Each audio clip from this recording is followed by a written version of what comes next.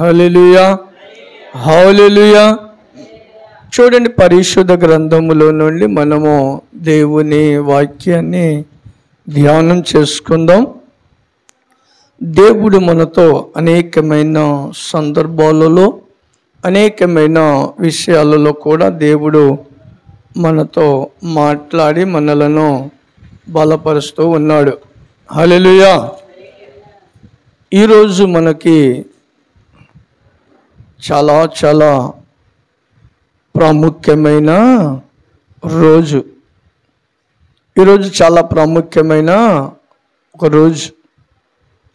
ఈ రోజు నుంచి తిరిగి వచ్చే నెక్స్ట్ ఆదివారం దాకా ఉన్న ప్రతి రోజులు కూడా క్రైస్తవులకి ఎంతో విలువైనది. హల్లెలూయా. ఈ వారమంతా పరిశుద్ధమైన వారం అని కూడా ఎంచుకుంటూ ఉంటారు. ఈ పరిశుద్ధమైన వారములో చివరి వారంలో ఇది మనకు ఎంతో గొప్ప మేలు జరిగిన రోజు. హల్లెలూయా. ఎందుకంటే మనకంటే ముందు మన పితరులు వాళ్ళు అనేకమైన విధాలుగా వాళ్ళు దేవుణ్ణి ప్రార్థన చేసేవాళ్ళు. అయా, మమ్ములను ఈ శాపములో నుండి విడిపించమని ప్రార్థన చేసేవాళ్ళు. వారికి ఒక నిరీక్షణ ఉండేది. ఎందుకంటే మెస్సయ్య మళ్ళీ వస్తాడనే నమ్మకం వారికి ఉండేది. హల్లెలూయా. ఆ నమ్మకము చొప్పున వాళ్ళు ఆ ఆశీర్వాదాన్ని పొందారు. ఆ ఆశీర్వాదమే మనకు ఇప్పుడు ఐశ్వర్యము కలగ చేస్తూ ఉంది. హల్లెలూయా. ఎవరి ఆశీర్వాదము? మన పితరులు ప్రార్థన చేసిన ఆ ప్రార్థన ద్వారాగా వాళ్ళు పొందిన ఆ ఆశీర్వాదము మనకి ఇప్పుడు ఏమి ఇస్తుంది? ఐశ్వర్యం ఇస్తుంది. హల్లెలూయా. ఎలా మనకి ఐశ్వర్యం ఇస్తుంది? చాలామంది ధనధాన్యానికి ఐశ్వర్యం అని ఎంచుకుంటారు. దేవుని ఆశీర్వాదము మనకు ఇది లేకపోతే ధనధాన్యం అని అదే ఆశీర్వాదం అని ఎంచుకున్న వారికి అది ఏమీ ఫలితము లేదండి. ఇది మనకు గొప్ప ఐశ్వర్యం కలగచేసేది. ఇదే మనకు గొప్ప ఐశ్వర్యం కలగచేసే ఆశీర్వాదము. అందుకనే ఇప్పుడు మనకు ఒక నిరీక్షణ ఉంది. వారికి ఆ నిరీక్షణ, ఇప్పుడు మనకి మరొక నిరీక్షణ ఉంది. మెస్సయ్య వస్తాడు, మనలను విడిపిస్తాడు, పాపములో నుండి విడిపిస్తాడు, పరిశుద్ధంగా చేస్తాడు, దుష్టత్వంలో నుండి విడిపిస్తాడు అని ఆ విశ్వాసముతో వాళ్ళు ఉన్నారు. వాళ్ళు పొందగలిగారు. హల్లెలూయా. పొందారా లేదా? లేదు. ఇప్పుడు ప్రభు మనం ఉన్నప్పుడు ఈ జనరేషన్లో ప్రభు ఏమైనా పుట్టాడా? నాన్న కూలర్ వేయండి, నాన్న కూలర్ చివరిలోకి ఉన్న వస్తువులను వాడుకుంటే మంచిది కదా. హల్లెలూయా, హల్లెలూయా. అయితే మన పితరులు చేసిన వాటిని బట్టి వాళ్ళు ఆశీర్వదింపబడ్డారు. మనము కూడా ఒక గొప్ప ఆశీర్వాదాన్ని పొందాలి. మనకు ఒక నిరీక్షణ కూడా దేవుడు ఉంచాడు. మనకు కూడా ఒక నిరీక్షణ దేవుడు ఉంచాడు. ఏ నిరీక్షణ అది? దేవుడు మనకు కూడా ఒకటి బాధ్యత ఇచ్చాడు. నిరీక్షణ ఉంచమని చెప్పాడు. మీకు ఒకలా ఐడియా ఉంటే చెప్పండి, లేకపోతే నేనే గుర్తు చేస్తా. హల్లెలూయా. మన పితరులకు ఏదైతే విశ్వాసం ఉందో, వాళ్ళు ఏదైతే మనము పొందాలి అనుకున్నారో వాళ్ళు పొందగలిగారు. మనకు కూడా ఒకటి ఉంది, మనము పొందవలసినది. హల్లెలూయా. మనము కూడా పొందవలసింది ఒకటి ఉంది. ఏంటమ్మా? రాకడ అనేది కూడా మనకుంది. హల్లెలూయా. రాకడ ఎవరికి ఉంది? ఇది మన జనరేషన్లో ఇది. మనకి ఇప్పుడు వచ్చేదో తెలియదు, మన పిల్లల జనరేషన్లో వచ్చేదో తెలియదు. అయితే ఈ పొజిషన్లో మనము ఉన్నాము. హల్లెలూయా, హల్లెలూయా. అందుకనే ఆ రాకడలలో మనము ఎత్తబడడానికి ఈ వారము ఎంతో విలువైనది మనకిది. హల్లెలూయా. ఎంతో పరిశుద్ధమైనది, ఎంతో శక్తివంతమైనది ఈ వారము. ఇది ఈ ఆదివారం మొదలు పెట్టుకొని నెక్స్ట్ ఆదివారం దాకా ఈ టైంలలో మనము ఎంతగా ప్రార్థన చేస్తామో, ఎంతగా విశ్వాసం కలిగి ఉంటామో, అందుకనే ముందుగానే 40 రోజుల ఉపవాస ప్రార్థనలను ఏర్పరచుకున్నారు. ముందుగానే 40 రోజులు ఉపవాస ప్రార్థన ఏర్పరచుకున్నారు. ఎందుకో తెలుసా? ఉపవాసములలో మనం ఆయనతో సవాసము చేయడానికి. హల్లెలూయా. ఆ 40 రోజులు మొత్తానికి ఇప్పుడు ఈ వారంలో మనం పొందవలసిన ఆశీర్వాదం కోసమే. హల్లెలూయా. మీరు ఎప్పుడైనా గుర్తు పెట్టుకోండి. మీకు ఇంతవరకు తెలియకపోతే మీరేమైనా వెనక ముందు అప్ అండ్ డౌన్గా ఉన్నారేమో. ఇది ఈ సంవత్సరం గుర్తు పెట్టుకోండి. ఈ సంవత్సరం గుర్తు పెట్టుకోండి.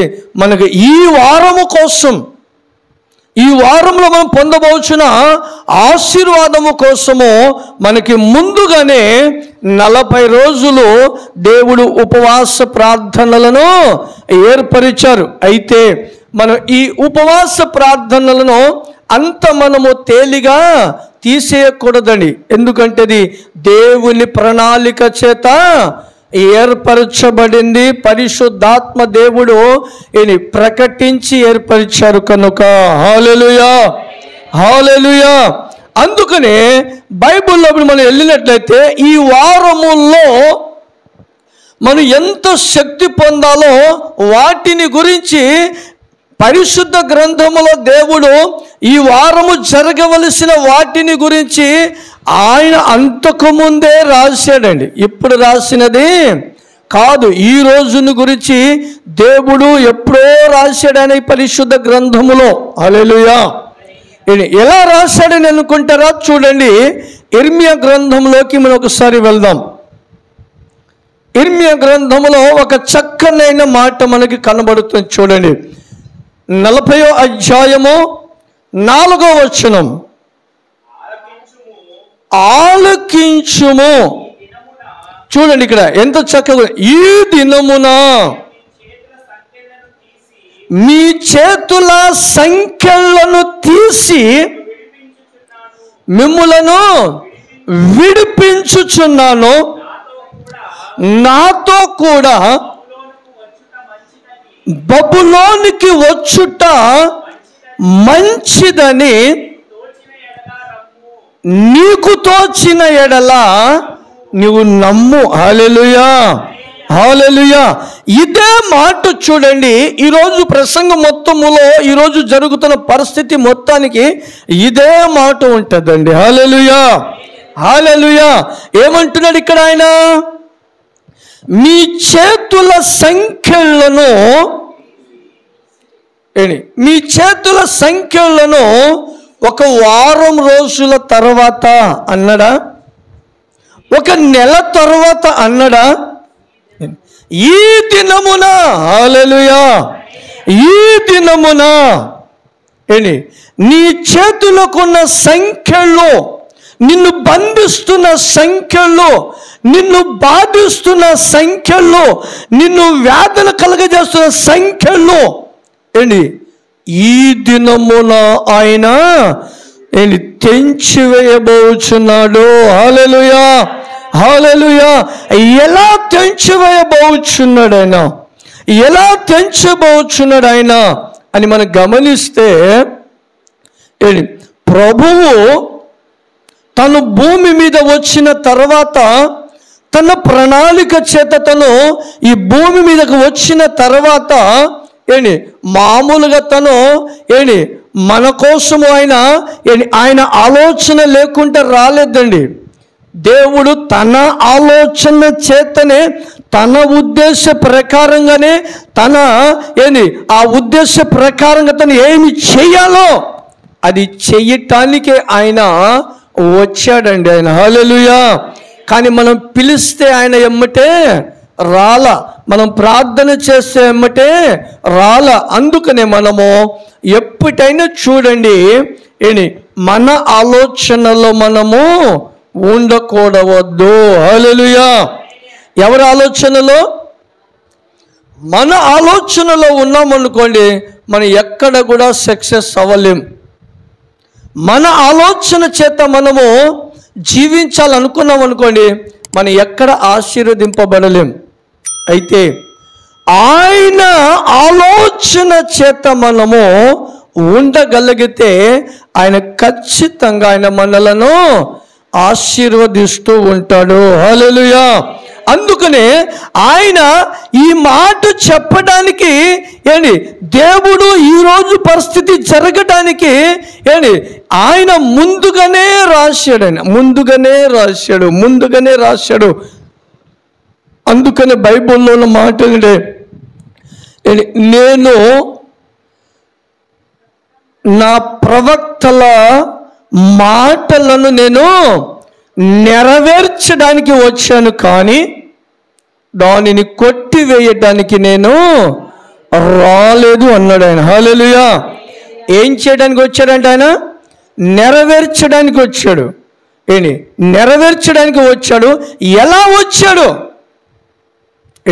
వచ్చాడు?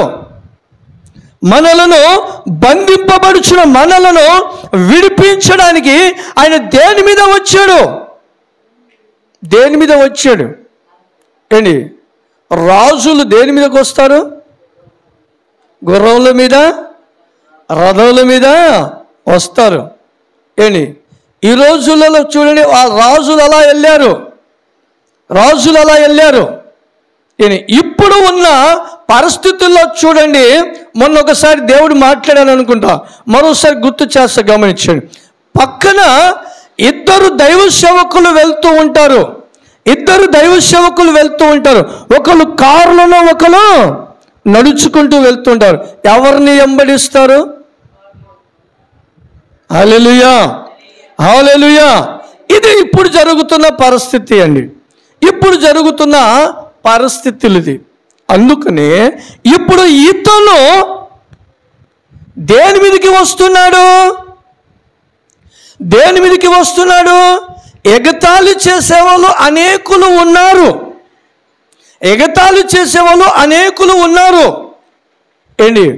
కానీ బైబిల్ చెప్తున్న విషయం ఏంటంటే, ఆయన ఎందుకు ఆ పరిస్థితుల్లో రావటము వచ్చింది. హల్లెలూయా. ఆయన ఎందుకు ఆ పరిస్థితుల్లో రావాల్సి వచ్చింది? నేను 3 విషయాలు మీకు గుర్తు చేస్తాను.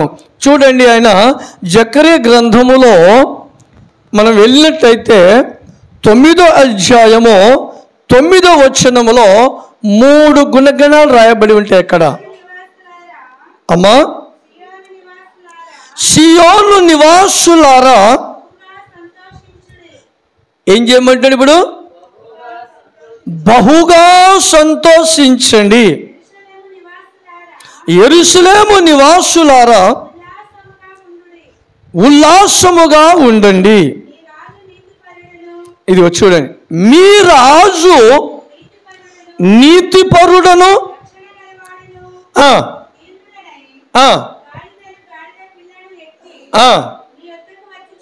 హల్లెలూయా. ఇక్కడ మనకు 3 మాటలు రాయబడి ఉన్నాయండి. ఏమేమి మాటలు రాయబడి ఉన్నాయి? ముందుగా మీ రాజు ఎటువంటి రాజు అంట? నీతిపరుడు, రక్షణ గలవాడు, దీనుడై.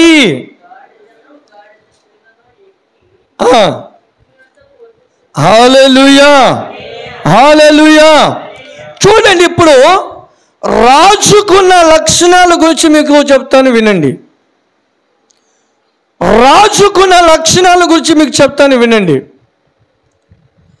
ఆయన 3వ మాటగా అక్కడ దీనము కలిగి వచ్చాడు మీ వద్దకి అన్నాడు.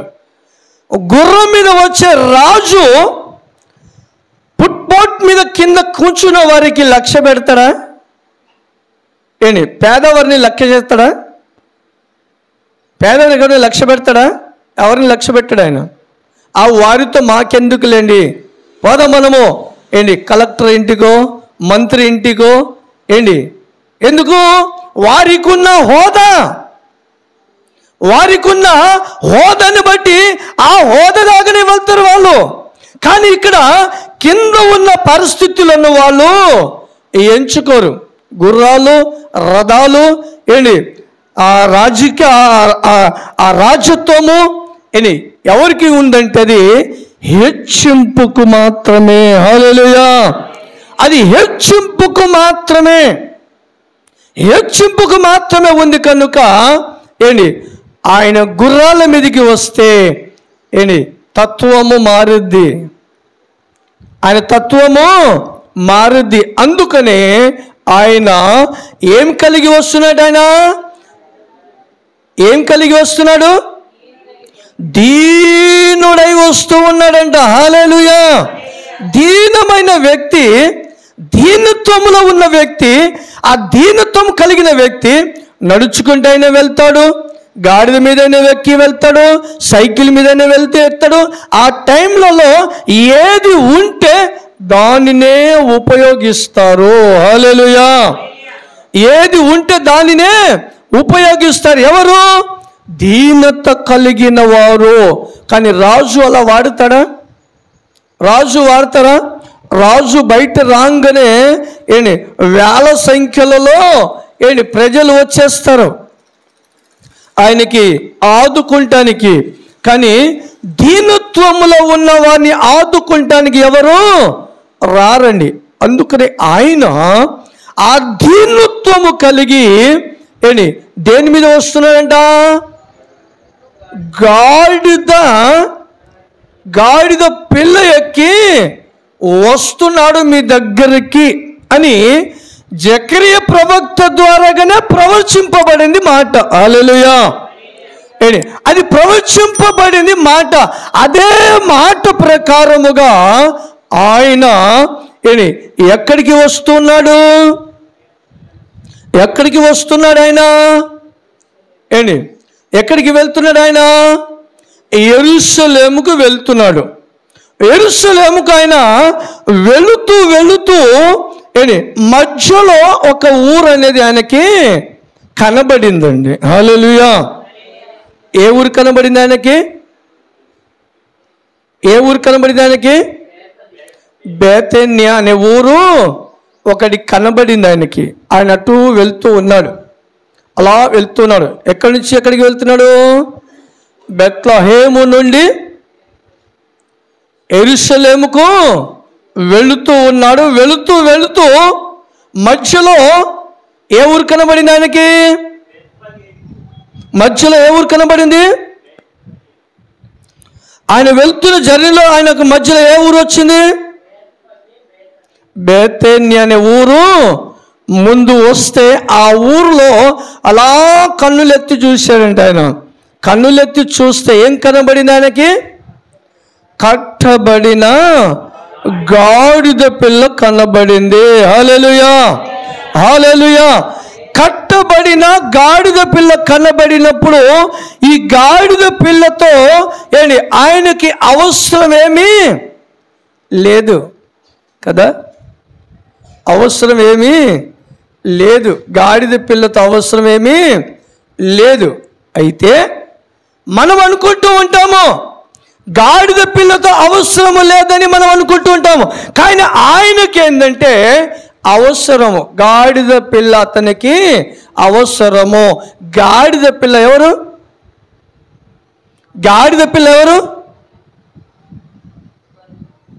గాడిద పిల్ల ఎవరు? ఈ రోజులలో మనమై ఉన్నాము. దీనికి గర్వంగా చెప్పాలి. హల్లెలూయా. గాడిద పిల్లగా మనము ఉన్నాము. ఎలా గాడిద అయ్యాం మనము? ఇది చెప్పుకోవడానికి సిగ్గు వస్తుంది కదా. గర్వంగా చెప్పాలి. ఎందుకు? మన పితరుల పర్యాచారము వలన పాపము చేశారు కనుక ఆ పాపము ద్వారా వచ్చే పాపము ఇది అలాగున కొనసాగుతుంది కనుక మనమును పాపాత్ములమై ఉన్నాము. హల్లెలూయా.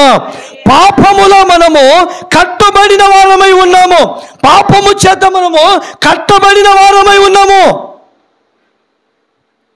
ఇప్పుడు చట్టము దోషిని శిక్షిస్తుందా, నిర్దోషిని శిక్షిస్తుందా?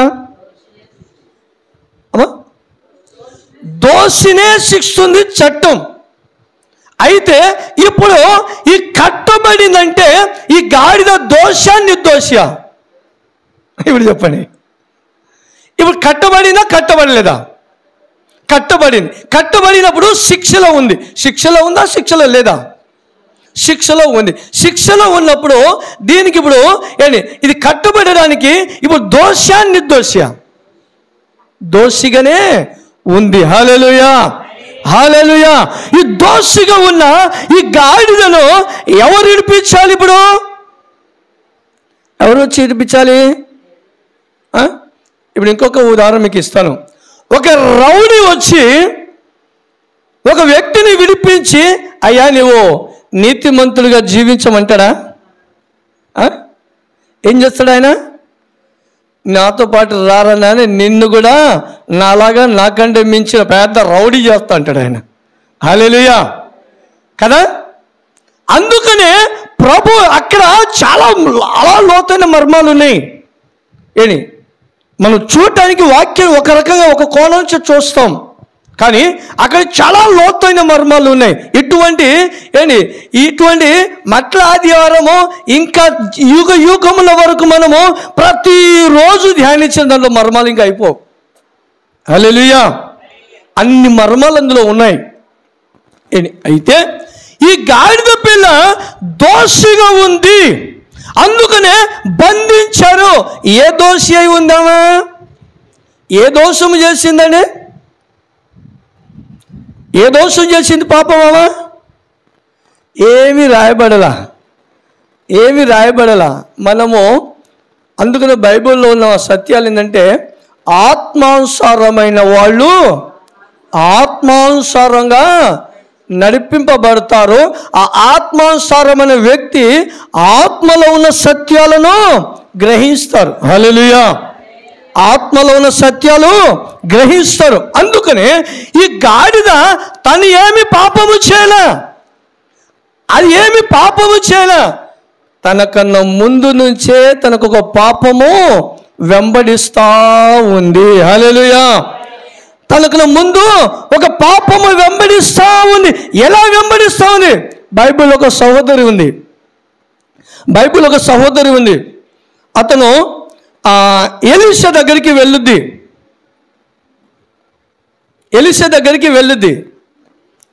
తన భర్త చనిపోయాడు. భర్త చనిపోయిన తర్వాత తన పిల్లలను బంధించడానికి వచ్చారు అక్కడ. హల్లెలూయా. ఆ పిల్లలు ఏమైనా పాపం చేశారా? పిల్లలు ఏం చేయలేదే. ఎవరు చేశారు ఆ పాపము? తన తండ్రి చేశాడు. అర్థమైంది? అప్పుడు తన తండ్రి చేశాడు పాపము. ఆ తండ్రి చేసిన పాపము వలన ఆ పాపము తన పిల్లల మీదకి వెళ్ళింది. హల్లెలూయా. అలాగనే ఈ గాడిద తప్పు చేయలే, మనము తప్పు చేయలే. మన పితరులు ఆదాము అవ్వలు చేసిన పాపము వలన ఆ పాపము ద్వారాగా ఆ పాపము మనలను వెంటాడుతూనే ఉంది. అది వెంటాడుతూనే ఉంది. కనుక ఆ పాపములో నుండి మనము విడిపించడానికి ఆ బంధకములో నుండి విడిపించడానికి ఇక్కడ ఇర్మియా గ్రంథంలో బయలుపరిచాడు ప్రభు. హల్లెలూయా. ఎక్కడ బయలుపరిచాడు? ఇర్మియా గ్రంథంలో చెప్పాడు. ఇప్పుడు మనం చదివిన తర్వాత ఇది జకర్యా గ్రంథంలో చదివాం. దాని తర్వాత ఎక్కడికి ఉంది మాట? అది లూకా సువార్తలో ఉంది, మార్కు సువార్తలో ఉంది. ఈ సువార్తలు 4 రాయబడి ఉంది. మరి ఎప్పటి నుంచి ఉంది పాపము? ముందు ఆదాము అవ్వల కాడ నుంచి ఉన్న పాపములో నుండి మనల్ని నడిపించడానికి, దేవుడు మనం విడిపించడానికి ఆయన మన యొద్దకి వస్తూ ఉన్నాడు. హల్లెలూయా. అయితే ఆయన వెళ్తున్నప్పుడు ఆ యెరూషలేముకు వెళ్తున్న మార్గములో ఈ బెతెల్ అనే ఈ ఊరు కనబడగానే ఆ ఊరిలో కట్టబడుతున్న ఒక గాడిద కనబడగానే అతను శిష్యులకు అంటాడు.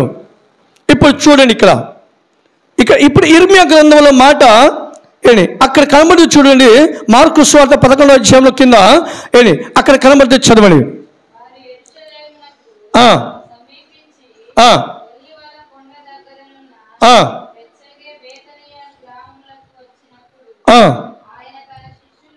ఆయన శిష్యులను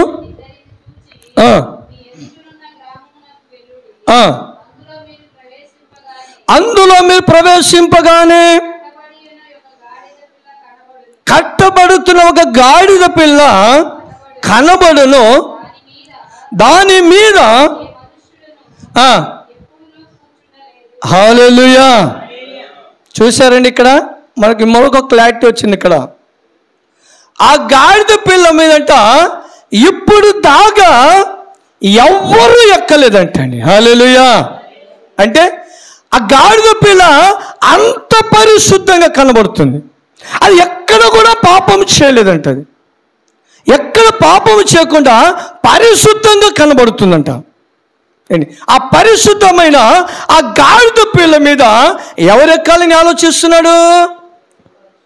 దేవుడు దానిని ఆలోచించాడు. హల్లెలూయా. దేవుడు దానిని ఆలోచించాడు. అక్కడ ఆ శిష్యులకు మరొక మాట అంటారు చూడండి. ఇక్కడ ఎవడైనను మిమ్మల్ని అడిగిన వెడల హల్లెలూయా హల్లెలూయా ఎవరికి కావాలంటే ప్రభువుకు కావలసి ఉన్నది. హల్లెలూయా. ప్రభుకి కావలసి ఉన్నది ఆయనను వారికి చెప్పమనగానే వాళ్ళు ఏం చేస్తారంట?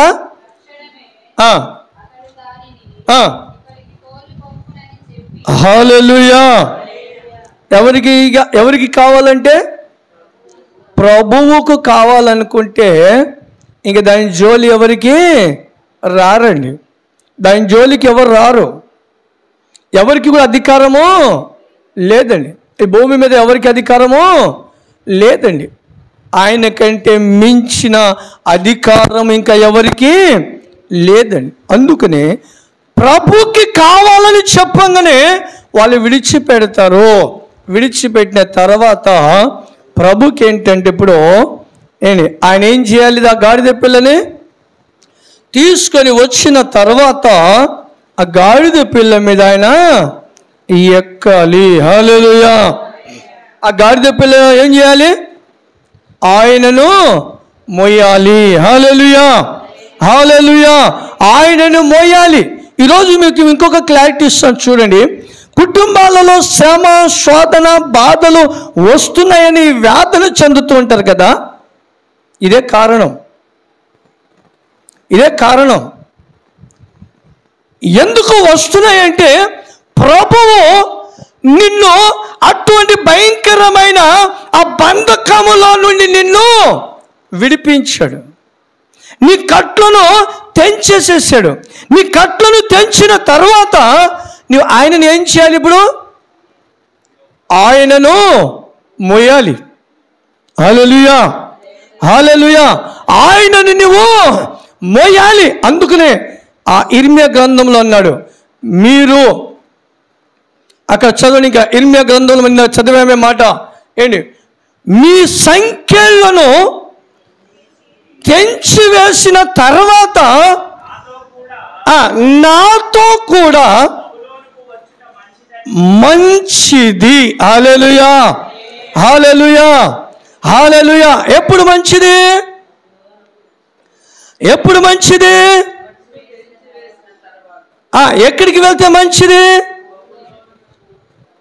హల్లెలూయా. ఎవరితో రావటం మంచిది? హల్లెలూయా. నువ్వు దేవునితో ఉండడం మంచిది. నీకున్న బంధకముల నుండి ఆయన నిన్ను విడిపించిన తర్వాత, ఆ బంధకాల నుంచి నిన్ను విడిపించిన తర్వాత నువ్వెవరిని వెంబడించాలి? దేవుణ్ణి వెంబడించాలి. ఎందుకని దేవుని వెంబడించాలి? మనకున్న శాపము మొత్తాన్ని ఆయన కొట్టివేసేసాడు. ఆయన హల్లెలూయా. ఎలా కొట్టేసేసాడు ఆయన? తన శరీరములో ఉన్న చివరి రక్తపు బొట్టును ఆయన మన కోసము ధారపోసి ఆ రక్తము చేత మనలను పరిశుద్ధపరిచాడు. హల్లెలూయా, హల్లెలూయా. ఆయన పరిశుద్ధపరిచినప్పుడు, ఆయన శక్తిని మనకి ఇచ్చినప్పుడు అప్పుడు మనం ఎవరిని వెంబడించాలి? ఆయనను వెంబడించాలి, ఆయనను మోయాలి. ఎందుకు మోయలేకపోతున్నా? ఎందుకు శ్రమలు వస్తున్నాయి?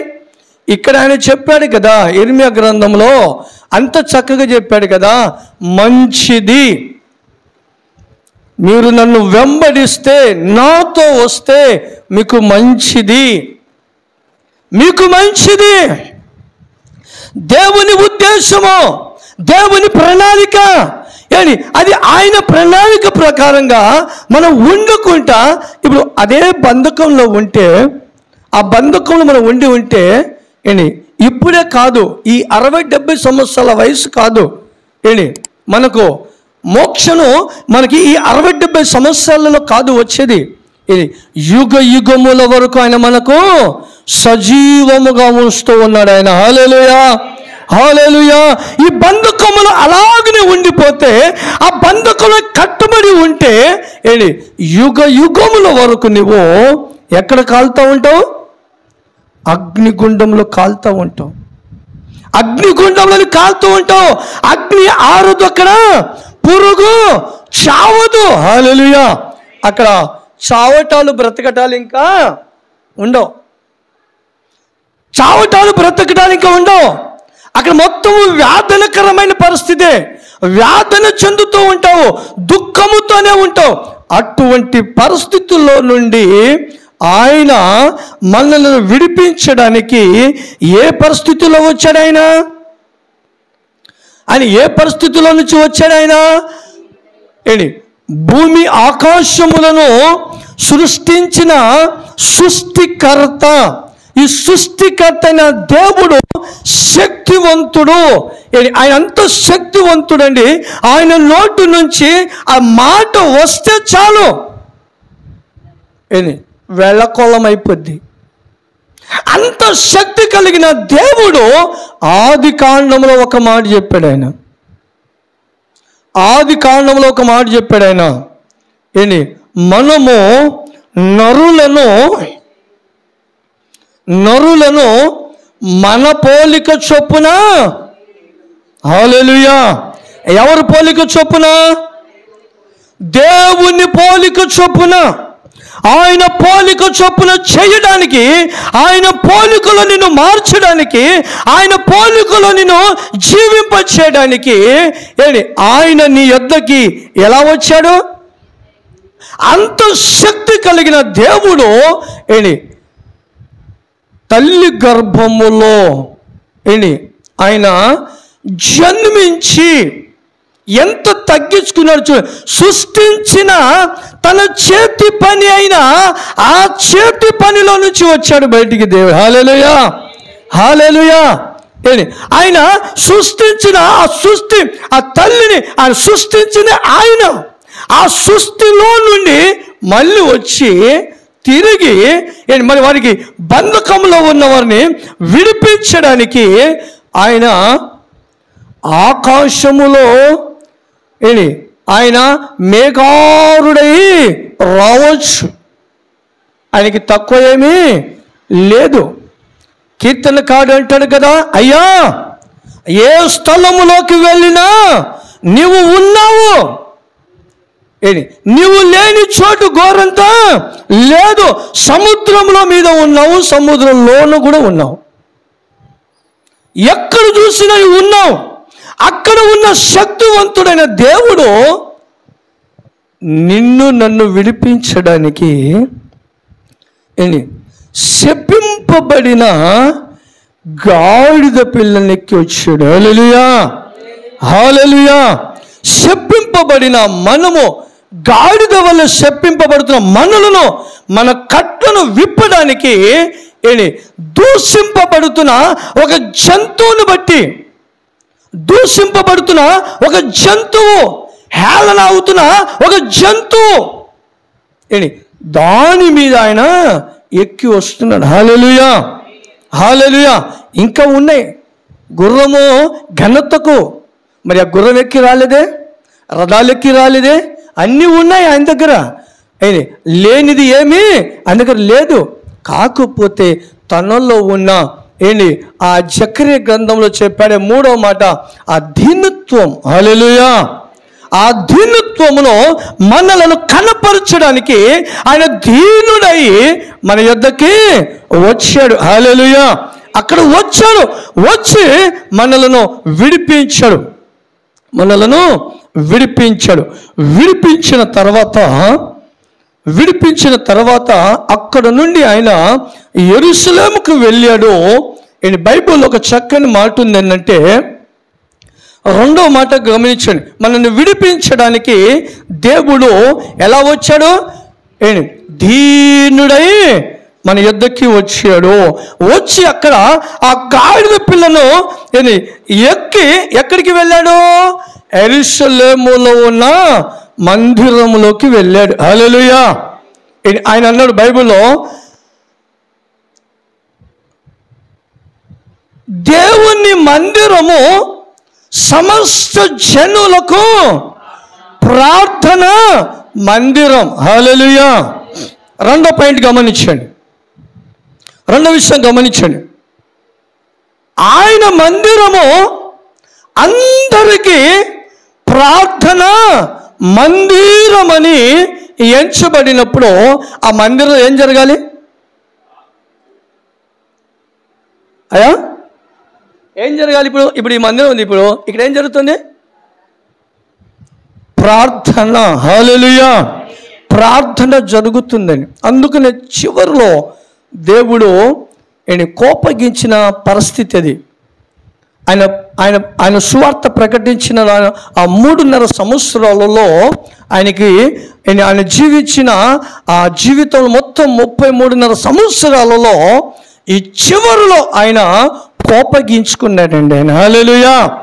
నీకు చెప్పాను కదా, మనకి ఎందుకు శ్రమలు వస్తున్నాయి అనే దానికి ఒకటేమో ఆయనకి వెంబడించకపోవడము, రెండోది ఇక్కడ జరుగుతున్న పరిస్థితి. ప్రార్థన మందిరములో ప్రార్థన జరగాలి. ప్రార్థన జరుగుకుంటా ఆ మందిరములో ఏం జరుగుతుందమ్మా? చెప్పాలి మీరు అమ్మా. వ్యాపారము జరుగుతుందంట. మందిరములో వ్యాపారాలు కొనసాగుతున్నాయి. ఎవరిది మందిరం? అది దేవుని మందిరము. మందిరంలో ఏం జరగాలి? ప్రార్థన జరగాలి. ఆయన వచ్చినది ఈ 4 రాళ్లతో కట్టబడిన ఈ మందిరము కోసం కాదు. ఆయన వచ్చినది ఈ మందిరం కోసం కాదు. కొరింథీ రాసిన పత్రికలో పౌలు గారు బోధించిన మాట, మీ దేహము. హల్లెలూయా, హల్లెలూయా. ఇప్పుడు ఎక్కడ జరుగుతుంది వ్యాపారము? చెప్పండి. దేవుని మందిరములో. స్తుతించేటను స్తుతించకుండా వ్యాపారానికి వెళ్తావు. దేవునికి ప్రార్థన చేసేటను ప్రార్థించకుండా నీ పనికి పరిగెత్తుతావు. ఏం జరుగుతుంది ఇప్పుడు నీ హృదయంలో? నీ హృదయంలో ఏర్పరచబడిన ఆ మందిరంలో, ఆయన కోసం ఏర్పరచబడిన ఆ మందిరంలో ఏం జరుగుతుంది ఇప్పుడు గమనించండి. ఇప్పుడు ఒక వ్యక్తికి, మీకైనా సరే నాకైనా సరే, కోపం వస్తే అవతలకి శిక్షిస్తావా ప్రేమిస్తావా? శిక్షించడం కదా. మనకు కావలసిన వాళ్ళు కావచ్చు, కావలసిన వారు కావచ్చు, ఎవరైనా కావచ్చు. మనకు కోపం వస్తే అవతల వ్యక్తికి శిక్షించడమే, అవునా కదా? అయితే ఇప్పుడు ఆయనకి ఏమొచ్చింది? మరి ఎలా ప్రేమిస్తాడు ఆయన? ఎలా ప్రేమిస్తాడండి? ఏంటి ఎలా ప్రేమిస్తాడు? ఎందుకు శ్రమలు ఎందుకు వస్తున్నాయి? ఇదే ఆయన ప్రార్థన చేసే మందిరము. ఆయనను స్తుతించే మందిరము, ఆయనకి ఘనపరిచే మందిరము, ఆయన కోసము మందిరముగా ఏర్పరచుకున్నప్పుడు ఆ మందిరములో రకరకాలైన వ్యాపారాలు జరుగుతున్నాయి. ఒకటి కాదు, రకరకాలైన. ఈ రోజుల్లో చూడండి, ఒక వ్యాపారంలో ఆశపోతారు, మరొక వ్యాపారం. ఒక దాంట్లో ఉద్యోగంలో నష్టపోతారు, మరొక ఉద్యోగం. ఒక దాంట్లో నష్టపోతారు. ఏ మాత్రమైనా కానీ దానిని గురించి ఆలోచిస్తారు. కానీ నిన్ను విడిపించిన, నీకు బంధకములో ఉన్న ఆ బంధకములో నుండి విడిపించిన దేవునికి ఎప్పుడైనా మనస్సుపూర్వకంగా ఆయననే ప్రార్థించగలిగారా?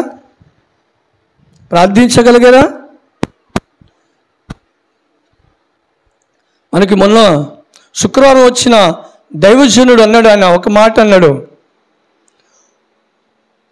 దేవుడు నాకు ఏది తెలియపరిస్తే నేను అది చేస్తానన్నాడు. ఆయన ఏది నాకు చెప్పితే అది చేస్తానన్నాడు. అందుకోసము సన్నిధిలో ఉన్న వారికి ఎప్పుడు కూడా పాస్టర్గా నువ్వు నేర్పించాల్సిన ఒకటే అన్నాడు. ఏంటంటే ఇంటికాడ నుంచి బయలుదేరేటప్పుడు ప్రార్థన చేసుకొని రావడానికి బయలుదేరమను. ఏ ప్రార్థన చేసుకోవాలి?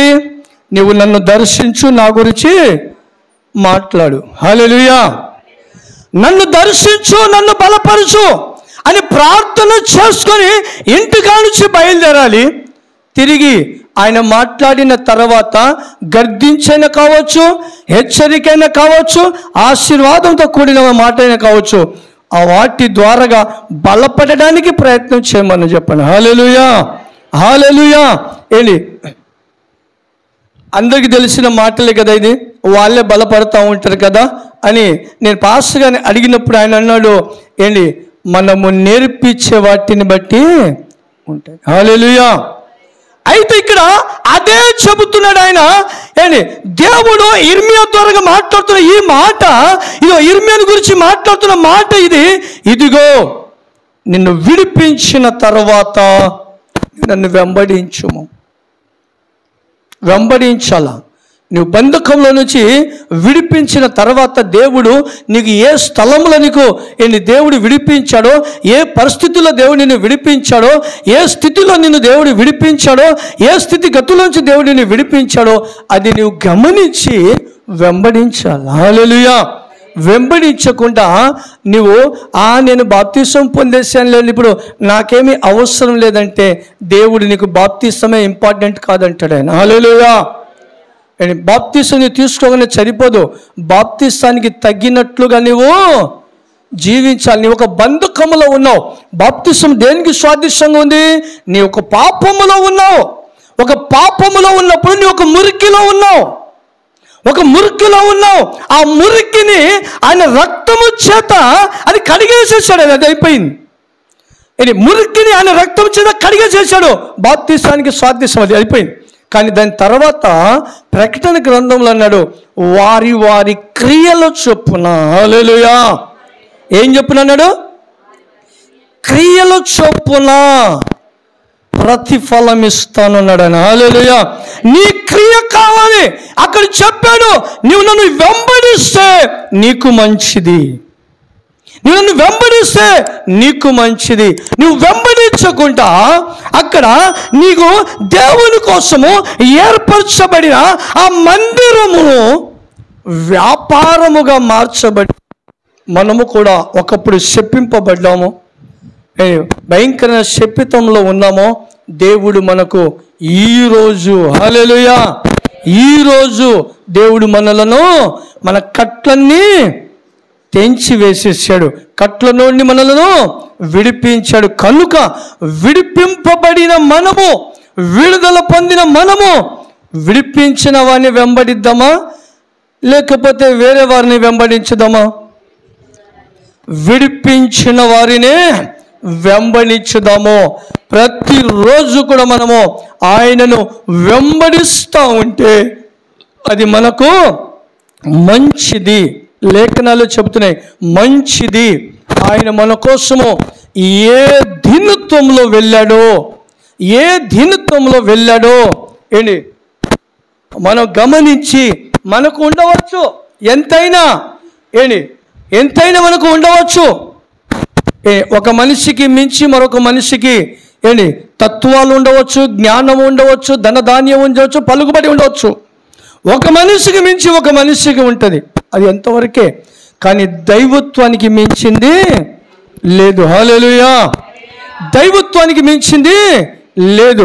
కనుక దేవుడే తను మన కోసము తగ్గించుకున్నాడు. కనుక మనము ఆయన కోసము తగ్గించుకొని జీవించినట్లయితే దేవుడు మనలను ఆయన హెచ్చిస్తాడు. హల్లెలూయా, హల్లెలూయా. ఆయన మనలను హెచ్చిస్తాడు. 2 విషయాలు చెప్పాను నేను. ఏ విషయాలు చెప్పాను? 2. ఒకటి అమ్మా, ఒకటి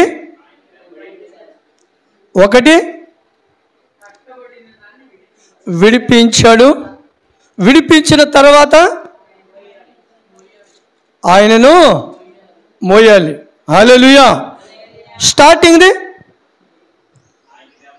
ఆయన మన కోసము దీనత్వము కలిగి, శక్తి కలిగి, ఒక చిన్న పొట్టలో నుండి జీవించడానికి ఆయన తయారు చేసిన ఆయన చేతి పని అయిన వాటిలో నుండి జన్మించడానికి తను ఎంత తగ్గించుకున్నాడో చూడే. మనము కూడా అంతగా తగ్గించుకొని మనం ఆయనను వెంబడిస్తే ఖచ్చితంగా దేవుడు మనలను ఆయన హెచ్చిస్తాడు. హల్లెలూయా. మన హృదయంలో ఉన్న వాటిని తీసివేసేద్దాం, వ్యాపారాన్ని తీసేద్దాం. వ్యాపారం అంటే దేవుడికి విరోధమైనది ఏదైనా ఉంటే వాటిని తీసేసేద్దాం. ఎందుకని? ఆయన మనలను విడిపించాడు కాబట్టి ఆ స్థితిలో మనం ఉందాము. ఆయన ఆశీర్వాదాన్ని మనము పొందుదాము. దేవుడి మాటలను దీవించి ఆశీర్వదించునుగాక. ఆమేన్. హల్లెలూయా, హల్లెలూయా.